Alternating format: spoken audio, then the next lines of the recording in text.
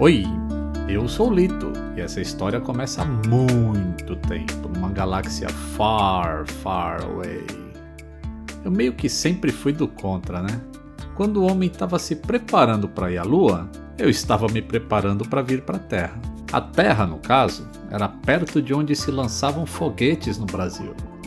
E eu nasci lá, pertinho da Barreira do Inferno, em Natal. Isso aconteceu no dia 25 de janeiro de 1967. Uma data tão importante para a humanidade que é até feriado na cidade de São Paulo. Minha mãe, Terezinha, já tinha quase desistido de ter filhos, porque antes de mim foram 6 abortos. Por isso tem uma grande diferença de idade entre eu e minhas irmãs mais velhas, a Jo e a Josi. Antes delas nasceu o Geraldo, e depois de mim nasceu a Jeane, então éramos uma família feliz de 7 pessoas. Mas as coisas não eram tão fáceis para quem vivia no Nordeste no início dos anos 70. Em alguns momentos o sustento da família vinha da caça, que meu pai e meu irmão mais velho faziam. Eles caçavam passarinhos, e muitas vezes essa era a refeição da família. Nos fundos da casa tinha uma cisterna, que foi construída para acumular água da chuva. E minha mãe dizia que lá tinha um diabo e que eu não podia chegar nunca perto daquilo sozinho. É por causa disso que eu tô vivo até hoje. Em algum momento meu pai decidiu ir trabalhar em Brasília e depois chegou até Santos, onde foi trabalhar na Singer como mecânico de máquina de costura e começou a juntar dinheiro para reunir a família novamente. Quando eu tinha 5 anos, todo mundo veio de Malicuia para uma cidade pequena chamada Vicente de Carvalho, um subdistrito do Guarujá, no litoral de São Paulo. Lembro que fomos morar num dos pouquíssimos prédios que existiam na cidade. Prédio é modo de dizer, né? Porque só tinha um andar. Mas eu sofri bullying na escola por morar em prédio quando todo mundo morava em casa na cidade. Diziam que empinava pipa no ventilador e era criado com a avó. Quando eu tinha 6 anos, a minha tia Antônia me matriculou numa escola pública municipal. E eu nem tinha feito pré-escola. Entrei direto no primeiro ano. Nessa época se estudava com uma cartilha chamada Caminho Suave.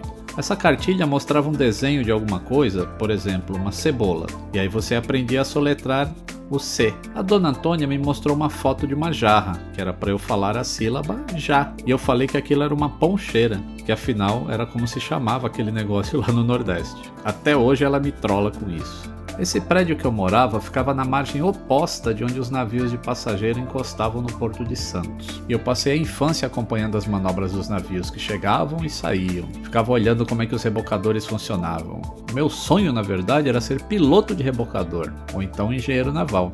Da janela, então, eu ficava desenhando os navios que encostavam lá. Naquela época, os famosos eram Eugênio C, Daphne C, Funchal. Quando eu não estava desenhando o navio, eu brincava com o pessoal da rua de pular corda, gol caixote, queimado, esconde-esconde e, lógico, empinava pipa. Mas o que eu mais gostava era de montar kit revel de navio. Daí eu enchia o tanque de água da minha mãe e fazia eles boiarem. O sistema de propulsão que eu inventei para eles era uma agulha que ficava fincada na proa e outra na popa. E aí eu pegava um ímã e fazia eles acelerarem e frearem.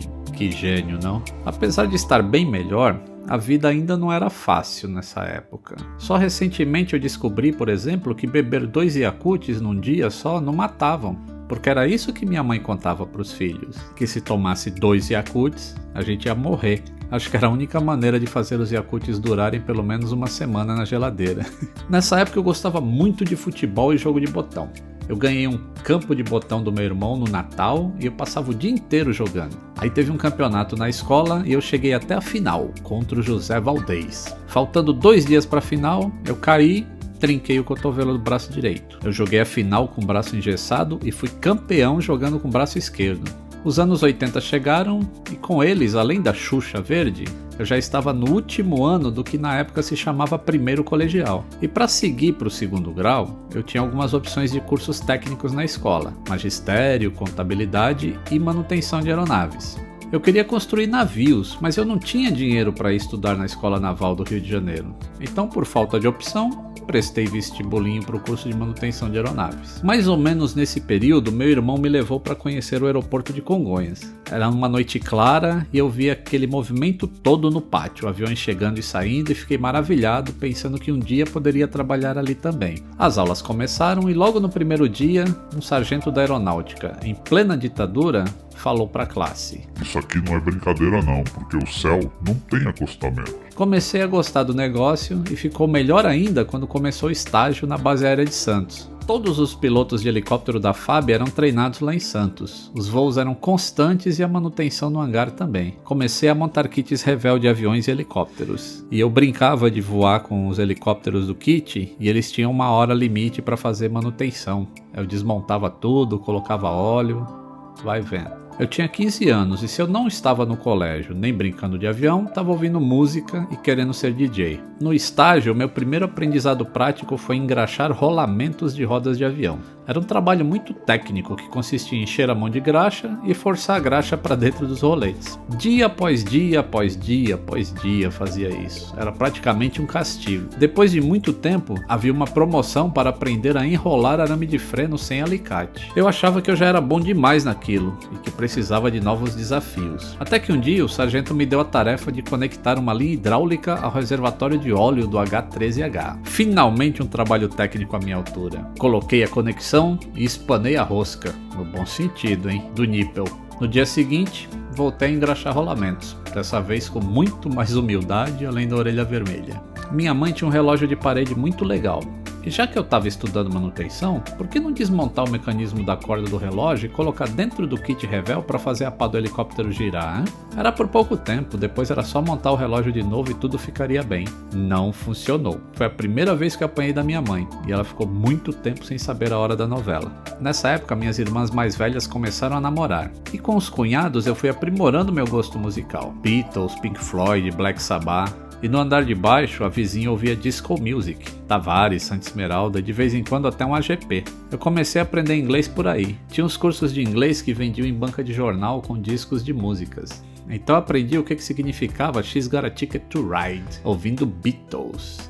Peguei um dicionário e ficava traduzindo as letras do Roger Waters do Pink Floyd. E aí eu fui aprendendo o som das palavras em inglês. O espaço ainda me fascinava. Como eu não tinha Kerbal Space Program nessa época, eu ficava vendo um atlas que tinha um infográfico de como o homem tinha chegado na Lua. Ao mesmo tempo eu ficava vendo países e decorando suas capitais. Era tudo inatingível nessa época. O mais longe que eu tinha ido era o Zoológico de São Paulo. Chegou 1984, eu li o livro do George Orwell e me formei mecânico de manutenção de aeronaves. O problema é que eu tinha só 17 anos e ninguém dá emprego a menor de idade. Tive um ano perdido em matéria de trabalho. Mas como eu ia todo dia para a banca de jornal do meu amigo João Carlos, eu adquiri muita cultura lendo jornais, gibis, além de ver revistas educativas como Status, Homem, Internacional, Playboy. Saudades da Magda Kotroff, viu? Aposto que agora todo mundo vai procurar no Google quem que é Magda Kotroff. Quando fiz 18, já dava para procurar emprego. Mas quem é que dá emprego para alguém que ainda não foi dispensado do serviço militar? Fiquei trabalhando numa sapataria de tênis populares, ou seja, aqueles que não tem marca. Quando fiz 19, já dispensado do serviço militar, entrei na Varig, em Congonhas. E lembrei de quando meu irmão tinha me levado lá. Foi como realizar um sonho. Os primeiros meses foram muito difíceis, porque eu não tinha dinheiro, não tinha um lugar para morar, então todo dia eu pegava ônibus para ir para Santos. Depois um barco para ir para Vicente de Carvalho e no dia seguinte repetia tudo de novo. Depois de 3 meses fiz uma república com algumas pessoas da escola que haviam entrado na Varig junto comigo. E aí a gente alugou uma casa no meio da favela do Buraco Quente. Éramos 7 homens na casa e ninguém limpava. Como prêmio, ganhei uma bela rinite alérgica. Depois de quase um ano morando lá, consegui mudar para a pensão da Dona Francisca, com direito a café da manhã. Os pilotos nessa época eram a nata dos profissionais da Varig, então eu pensei, acho que eu vou ser piloto. Quando eu vi o preço para fazer um curso de pilotagem, não achei justo ter que vender os bens da família, além dos meus 2 rins, o fígado e o baço, porque senão depois eu não ia conseguir passar no exame médico sem esses órgãos. Já que eu não seria piloto, decidi então ser um excelente técnico. Comecei a fazer cursinho pré-vestibular e passei em física na PUC. Uhul! Estudei um mês e saí porque não dava para pagar pensão e a faculdade. Ganhei mais uma irmã, a Cidinha, que foi um anjinho que minha mãe adotou em uma das viagens que ela fez para o Nordeste, já que agora ela ia de avião e não mais de ônibus como antes. Casei com 23 anos. Não tentem fazer isso em casa, hein? Em 1993, apareceu uma grande chance na vida. A Varig havia vendido seus Electras para o Zaire, e o comprador queria alguém para treinar os mecânicos dele. O salário mensal era o que eu ganhava por ano na Varig. Aceitei o cargo, pedi licença da Varig e aos 26 anos fiz minha primeira viagem internacional, algo inatingível nos tempos que eu ficava vendo os mapas no Atlas. Como não tinha internet nessa época, eu não sabia o que me esperava lá no continente africano. E só quando eu cheguei é que eu entendi por que o salário era tão bom. Mas essa é uma história longa que vai ser lançada em um livro. Quem sabe quando eu tiver 200 mil inscritos no YouTube, né? Quando eu voltei da África, comprei um fabuloso 386 com 8 MB de RAM. Uma potência para a época. E instalei o Flight Simulator para aprender mais sobre pilotagem. Fiz curso de pintura com aerógrafo, curso de congelamento de alimentos, curso de micro-ondas e entrei na faculdade de processamento de dados e programação. Uhul! Fiz 2 semestres e parei porque era duro trabalhar de noite e estudar de manhã bem cedo. A vida continuou evoluindo, eu era inspetor de manutenção na Varig, mas não estava feliz com a empresa. Então no final de 95 saí para alçar novos voos na Transbrasil. Fui ser supervisor trabalhando no Coman, que era o Centro de Controle de Manutenção. Durante os turnos duplos, eu era responsável por toda a frota de 737 e 767 da empresa. Foi o ano mais estressante e ao mesmo tempo mais prazeroso em que aprendi muito sobre aviões e logística. Depois de um ano, uma nova porta se abriu em uma empresa internacional. Resolvi sair e dei o passo mais importante da minha carreira. Com a nova oportunidade, passei a conhecer o mundo e entender e respeitar outras culturas. Separei com 34 anos. Não tentem fazer isso em casa. Morando sozinho novamente, fui fazer um curso de DJ, porque eu tocava, mas não tinha técnica. Comprei picapes, mixer e voltei a fazer o que eu fazia na adolescência. Passava o dia ouvindo música. Durante todo esse tempo que eu trabalhei na aviação, sempre aprendi muito e estudei muito. E ao lembrar da época que eu entrei na Varig e de como os mais velhos escondiam as informações dos mais novos, criei um blog para compartilhar conhecimento e também para as pessoas fazerem downloads dos meus sets de DJ. Surgia assim o Aviões e Músicas, o blog. Depois de um ano morando só, conheci alguém importante na minha história, com quem fui morar junto e a vida evoluiu para uma casa bem melhor, com 4 gatos que tinham nomes relacionados a aviões: Electra, T7, Douglas e Valkyrie. Aí apareceu o YouTube, e eu comecei a subir uns videozinhos ainda acanhados no antigo canal, mas aí vocês começaram a se inscrever, começaram a me dar apoio e incentivo, e eu fui me apaixonando por essa maneira de divulgar as coisas. Quem quiser, clica nesse link aí para ver o primeiro vídeo que eu subi no YouTube. Já com a vida estabilizada, era chegada a hora de fazer finalmente a faculdade. E eu me graduei em Tecnologia de Manutenção de Aeronaves. Ora, vejam só que coincidência, né? Eu ainda não sou piloto brevetado, mas quem sabe? Em 2013 eu tive o primeiro baque na vida.